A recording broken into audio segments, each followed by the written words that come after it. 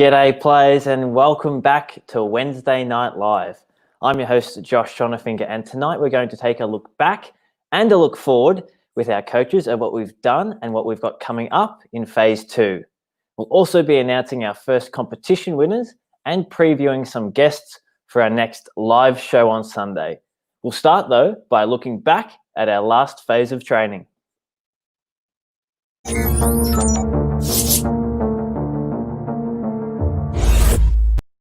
And joining us again, of course, is our Director of Coaching, Adrian Tallarico. Talla, how do I find you this evening? Brilliant, Josh. Really well today. Doing well in ISO at the moment, which allows us probably more time to concentrate on this 21-day challenge. How you doing, Josh? I'm doing well, thank you. Now, Phase 1 is done, of course, so let's get straight into it. How did everyone do? Yeah, look, like you know, Josh, the feedback has been very positive. There's lots of people enjoying the ball handling skills and also starting to get into the solo kick. So with Phase 1, it was a big focus on the ball handlings. But now those ball handling exercises are fantastic for the control with a guiding hand, but also just to really become familiar and get some great control with their hands of the football, which will then just lend itself to really having a well-developed ball drop.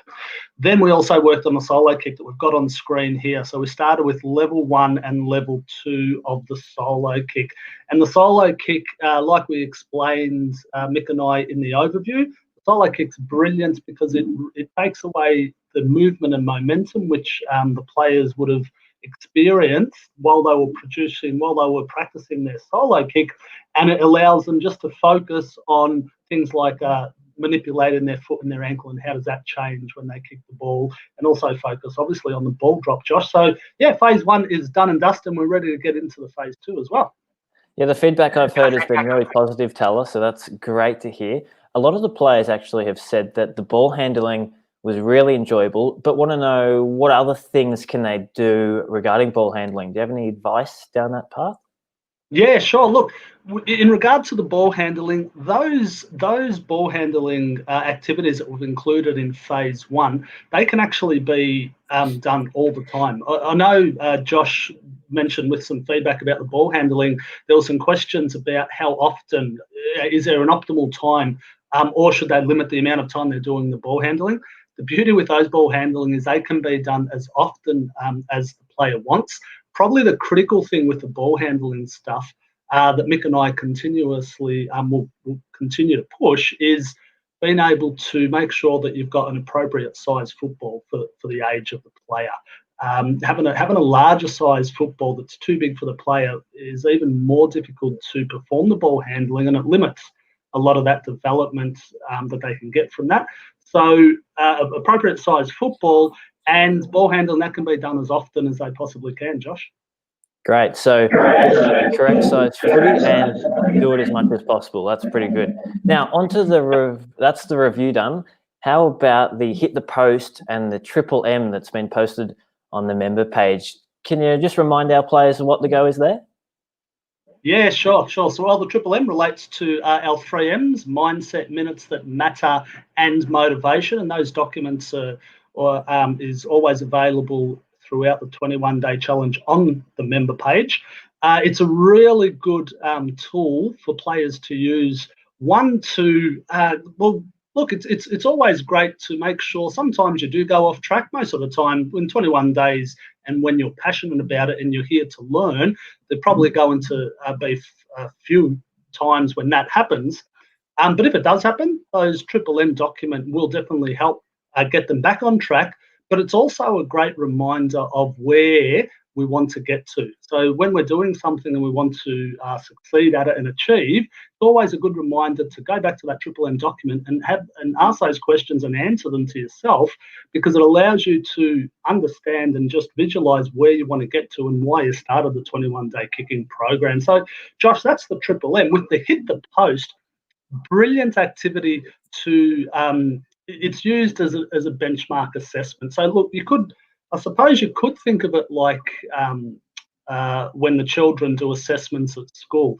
They might do an assessment before they start a unit, and then they'll see where their knowledge is, and then they'll start learning about the unit, and they'll assess them as they're progressing through the unit, some sort of formative assessments. And then at the end of the unit, they'll reassess themselves to see how far they've learned, or they've developed, or how much of the concept they've grasped. And the Hit the Post is exactly the same. So it's a fantastic assessment tool that's available for the participants and the players, the parents, the coaches to do at any time through the challenge to help gauge and monitor their development and progression. That's great. Awesome, Tala. Now, a quick question without notice before you go. Have you been liking footy every night, or have you been loving footy every night on TV? Yeah, look, Josh, the footy on every night has been brilliant. I actually heard a news report today saying that the TV channels and the public have absolutely loved having footy, and I believe it's here to stay, was the announcement today. So there's going to be more of it, Josh. How about yourself? You been enjoying it? Yeah, look, it's pretty good. I mean, sometimes things can get a little boring in lockdown, but it certainly helped the footy on most nights of the week. Thanks for that, Tala. Really look forward to chatting again the next time. Brilliant, Josh. Thank you. All right, joining us now, or first of all, let's go into phase 2. What's for training?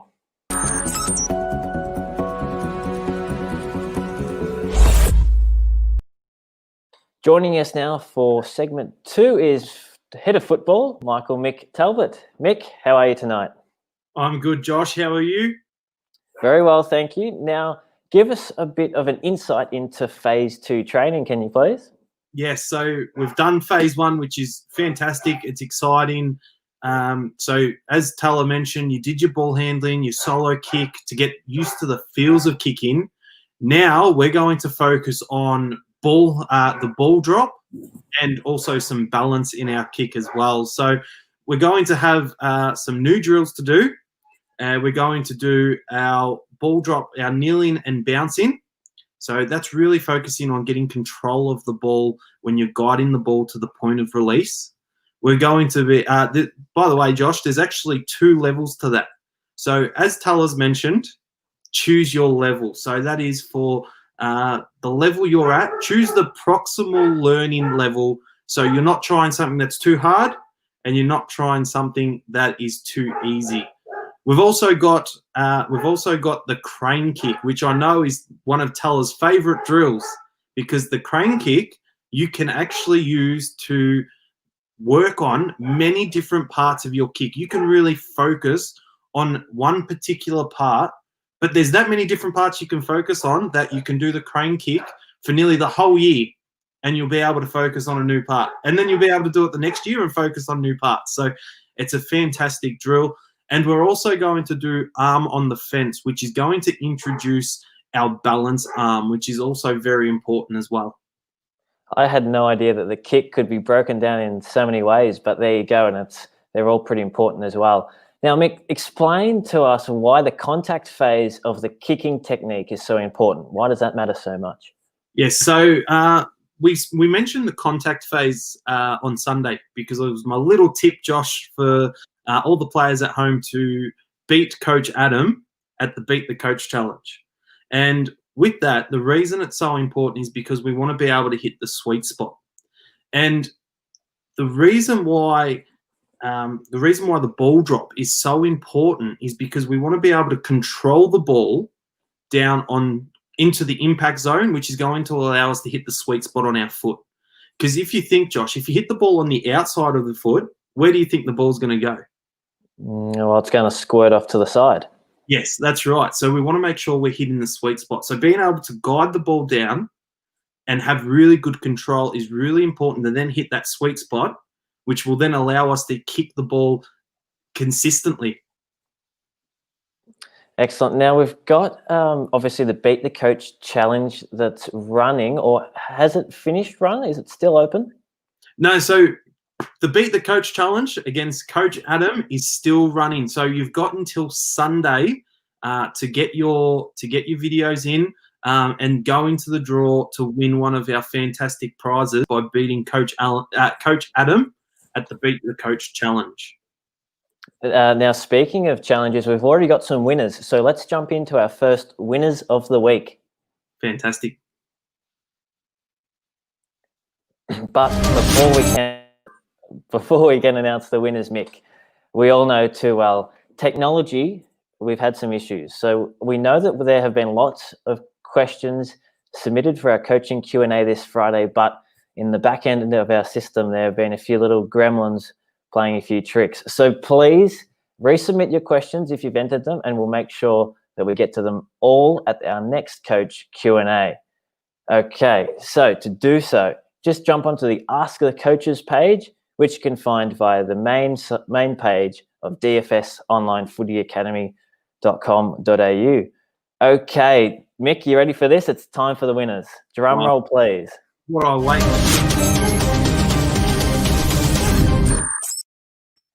We're very pleased to announce the winners for the pre-challenge missions are Caitlin and Sasha.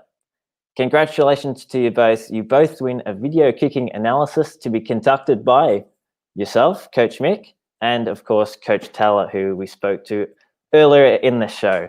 To claim your prize, please contact me directly in the forums or email us below at this little email address down here, info@dfsonlinefootyacademy.com.au.